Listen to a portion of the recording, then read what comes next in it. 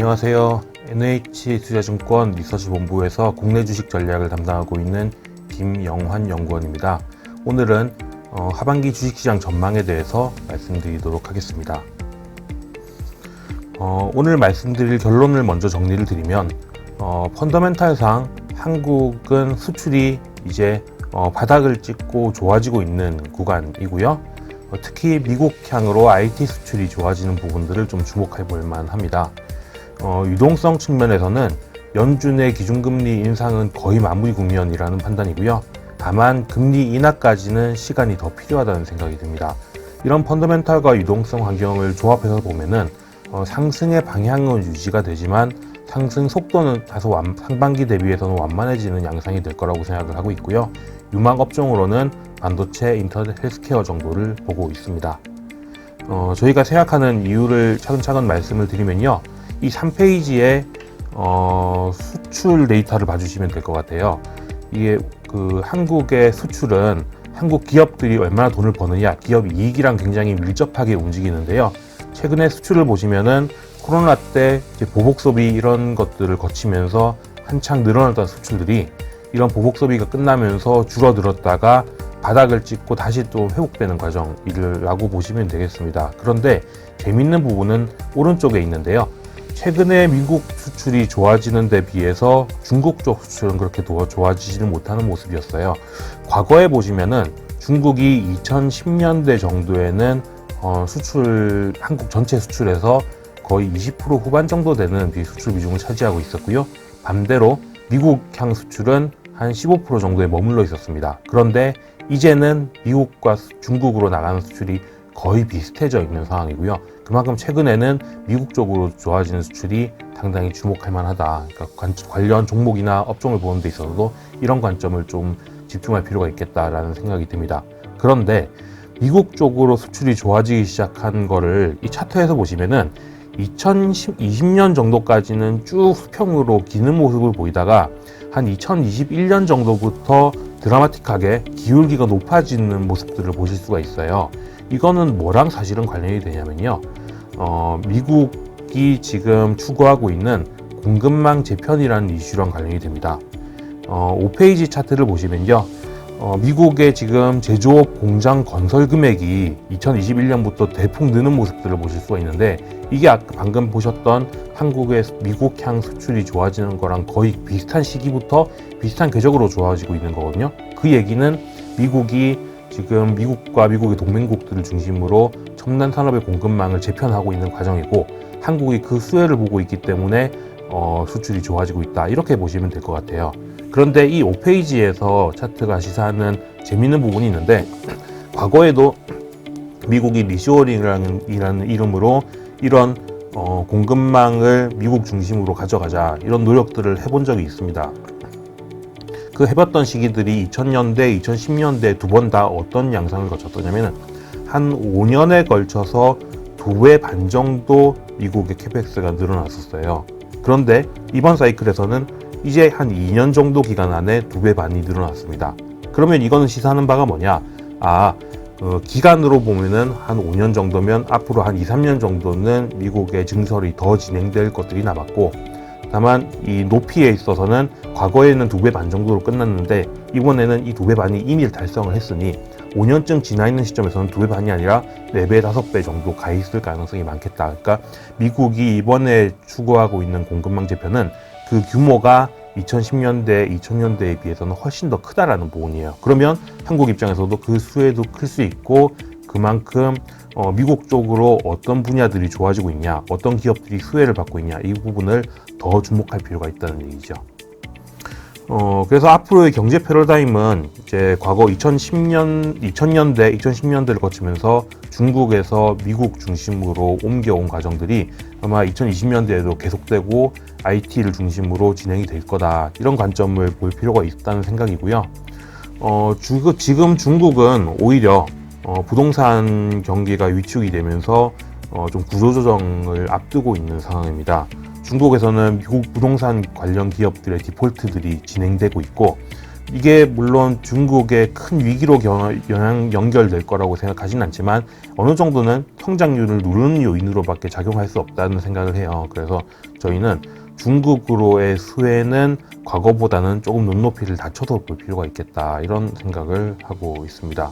다만 중국이 그러면 위기로는 가지는 않을 것 같느냐라고 하면 그렇지는 않을 것 같은데요. 왜냐하면 과거의 다른 나라들이 이 외환위기를 많이들 겪었던 시기에까지 중국은 부채 비율이 그렇게까지 높아져 있지는 않습니다. 그런 것들을 감안하면 중국이 외부에서 중국으로 빌려줬던 돈을 떼이면서 생기는 그런 금융위기, 이런 일들이 벌어지기는 약간 중국의 부채 규모가 작다, 이렇게 보고 있고요. 그 다음은 이제 유동성 측면의 얘기인데요.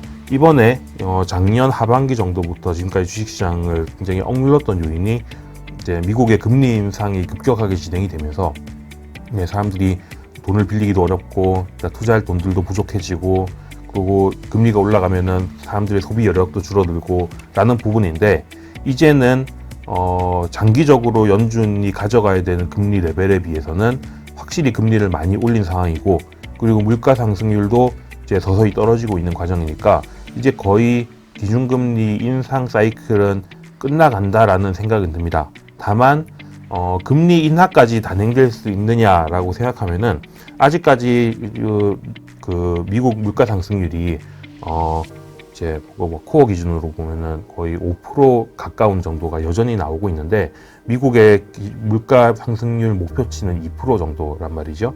그러면 아직까지는 금리 인하를 본격적으로 단행하기에는 시간이 좀 더 필요하다. 그러니까 고금리 환경은 유지가 될 수밖에 없는데, 다만 여기서 금리가 자꾸 더 올라가는 일들은 벌어지지는 않을 것 같다, 이런 생각이 듭니다. 그런데 최근에는 또 금리가 또 많이 올라서 16년 만에 최고치 이런 얘기들이 또 나오고 있는 상황이죠. 이런 부분이 최근 들어서 다시 불거지고 있는 이유는 사실은 연준이 금리를 더 올릴 거라는 걱정 때문이라기보다는요, 미국 재무부에서 채권 발행을 늘리고 있기 때문인데, 아마도 이 부분을 제일 많이 늘리는 시기는 지금일 거예요. 점점점 미국 정부가 충분히 재정을 조달하고 나면은 이 채권 발행 양은 점점 슬로우 다운 될 거라는 생각을 하고 있어서, 아마도 지금이 미국 금리의 제일 높은 구간이 조금 형성되는 중이고, 내년까지를 바라보면은 조금 떨어질 거라고 생각이 되기 때문에 이 부분 이슈는 점점 해소가 된다, 이렇게 보는 게 맞다는 생각이 듭니다. 특히 9월 달에 내년도 미국 예산안 협상이 예정이 돼 있는데, 그 협상 과정에서 공화당이 지금 요구하고 있는 부분은 민주당이 지금 채권 발행을 해서 늘리려고 하는 예산안이 이렇게 마음에 들지 않는다. 이렇게 금리가 올라가고 하면 미국 경제가 어려워질 텐데 지금 선거를 위해서 이렇게 민주당이 너무 많이 돈을 쓰려고 하는 거 아니냐, 이런 통제들을 들어가고 있는 상황이기 때문에 9월 달에 예산안 협상 과정에 따라서 어쩌면 금리가 조금 피크아웃하게 될지도 않을까라는 생각하고 있습니다. 이런 것들을 종합하면요, 지금의 금리 여건은, 그러니까 유동성 여건은 그냥 박스권 정도라고 보는 게 맞는 것 같아요. 그래서 14페이지 차트를 보시면 미국의 10년 실질 금리가 딱 박스에 갇혀서 횡보하는 모습들을 보실 수가 있는데, 금융 여건이 좋아지려면 시간이 아직은 좀 더 필요해 보입니다.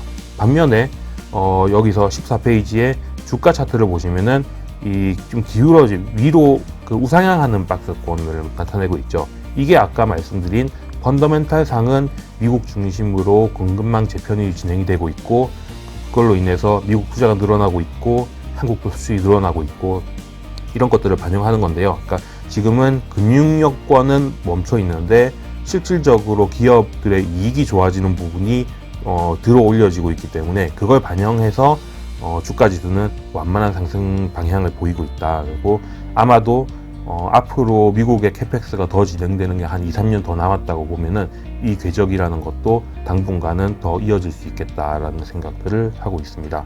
그래서 한국 중심으로도 주가 지수가 지금 오르내리는 거를 반복은 하지만 작년 4분기 정도 이후부터는 쭉 우상향 패턴 자체가 깨지지 않고 있는데, 올해 하반기에도 이런 우상향 패턴이 계속 유지될 수 있다, 이런 방향으로 생각을 합니다. 유망 업종에 대한 얘기를 정리를 드리면요, 첫 번째 관심을 가질 만한 분야는 반도체입니다. 아무래도 미국 향으로 수출이 좋아지고 앞으로 뭐 인공지능이라던가 뭐 클라우드라던가 이런 분야들이 점점 커질수록 아무래도 그 안에 들어가는 반도체는 뭐 안 쓸 수가 없는 분야고요. 지금 한국의 반도체는 굉장히 반도체 가격이 떨어지면서 이익이 쪼그라들어 있는 상황인데, 아마도 시간이 지나면은 이 부분은 다시 들어올려질 수밖에 없다고 생각을 하기 때문에 반도체에 대해서는 희망을 버리지 말고 계속 들고 가야 된다, 이렇게 생각을 하고 있고요. 특히 반도체 재고가 이제는 줄어들기 시작을 했기 때문에 재고 소진 이후에는 내년까지를 바라보면 분명히 또 줄어든 재고 때문에 또 미국의 IT 업체들이 재고를 다시 쌓아 올리기 위해서 한국의 제품들을 많이 사가는 과정들이 진행될 거라고 생각을 하고 있습니다.